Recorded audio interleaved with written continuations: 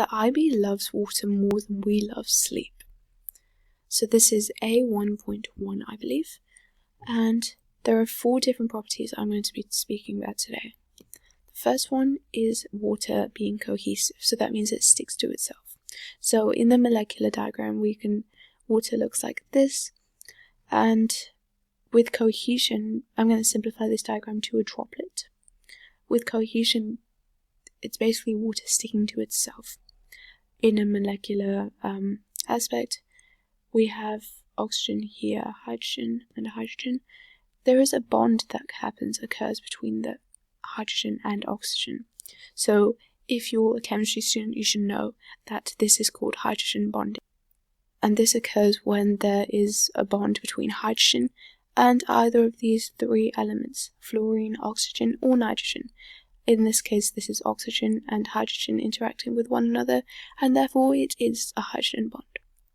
The next property is adhesion.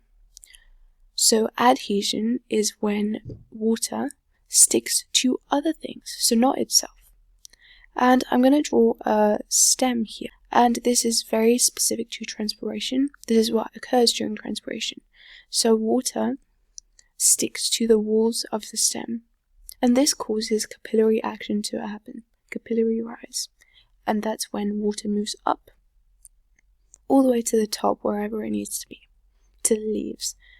And this only occurs because of the cohesive and adhesive properties of water, because it's able to stick to itself and also other substances. So this is the same thing that happens when we put a tissue into water. The water gets absorbed and it rises up. This is the same thing that occurs during transpiration. The water rises up, and we call this capillary action. The next property is high heat capacity. So water is a high heat capacity, and this is because water is a home for many species. So I'm going to take fish for an example. When it's a warm, sunny day, what do you think happens to the fish? Do you think that the water is so warm that the fish are unable to survive there? No, the fish are very happy in their habitat because the water does not absorb the heat from the sun. And this is because of water's high heat capacity. It means that it is slow to heat and also slow to cool, which makes it a very good place to live for organisms. Finally, water is a solvent, which means that it dissolves almost everything.